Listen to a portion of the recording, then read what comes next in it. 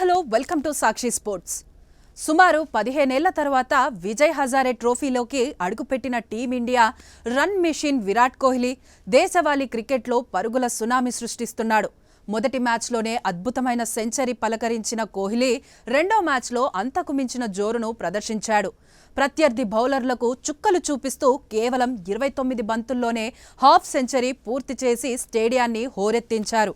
One day format మ్యాచ్లో T20 range బ్యాటింగ్తో Virat విరుచుకుపడటం ఇప్పుడు social మీడియాలో సెన్సేషన్ అవుతోంది. బెంగళూరులోని బీసీసీఐ సెంటర్ ఆఫ్ ఎక్సలెన్స్ వేదికగా శుక్రవారం గుజరాత్తో జరిగిన రెండో రౌండ్ మ్యాచ్లో ఢిల్లీ తరఫున కోహ్లీ ఈ విధ్వంసం సృష్టించాడు. మొదట బ్యాటింగ్కు దిగిన ఢిల్లీ రెండో ఓవర్లోనే తొలి వికెట్ కోల్పోయింది. దీంతో విరాట్ కోహ్లీకి బ్యాటింగ్ చేయడానికి ఎంతో సమయం దొరికింది.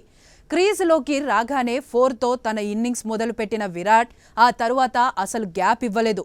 ఒకవైపు తోటి బ్యాటర్ అర్పిత్ రాణా పరుగులు తీయడానికి కష్టపడుతుంటే మరోవైపు కోహ్లీ మాత్రం కేవలం బౌండరీలతోనే స్కోర్ బోర్డును ఉరికించాడు. ఈ ఇన్నింగ్స్లో విరాట్ చేసిన మ్యాజిక్ ఏంటంటే తను చేసిన మొదటి 53 పరుగుల్లో ఏకంగా 50 పరుగులు కేవలం బౌండరీల ద్వారానే వచ్చాయి. ఇందులో 11 4లు, ఒక 6 ఉంది. అంటే పరుగుల కోసం విరాట్ పెద్దగా కష్టపడకుండానే బాల్స్ను బౌండరీలు దాటించాడు. కేవలం 29 బంతుల్లోనే హాఫ్ సెంచరీ మార్కును అందుకున్న విరాట్ తన లిస్ట్ ఏ కెరీర్లో 85వ 50ని ఖాతాలో వేసుకున్నాడు. గత మ్యాచ్లో 101 బంతుల్లో 131 పరుగులు చేసిన కోహ్లీ అదే దూకుడును ఈ మ్యాచ్లోనూ కొనసాగించడం విశేషం. అయితే ఈ ఇన్నింగ్స్ను సెంచరీగా మలుస్తాడనుకున్న తరుణంలో విరాట్ అవుట్ అయ్యాడు. మొత్తం 58 బంతుల్లో 77 పరుగులు చేసిన Kohli left hand spinner Vishal Jaiswal బౌలింగ్లో స్టంప్ అవుట్ అయ్యి వెనుదిరిగాడు.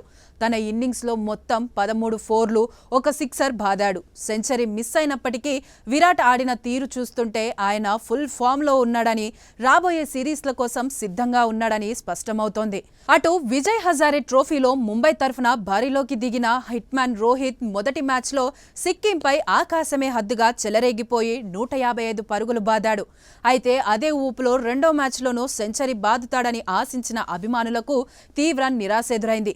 ఉత్తరాఖండ్తో జరిగిన మ్యాచ్లో రోహిత్ అనూహ్యంగా తొలి బంతికే అవుట్ అయి గోల్డెన్ డక్గా వెనుదిరిగాడు. సాక్షి టీవీ ప్రసారాలను నిలిపివేయటం చట్టరీత్యా నేరం. సాక్షి టీవీ ప్రసారాల కోసం మీ స్థానిక కేబుల్ ఆపరేటర్ను వెంటనే సంప్రదించండి. DTHలో ఇంటర్నెట్లో కూడా సాక్షి టీవీ ప్రసారాలను వీక్షించవచ్చు.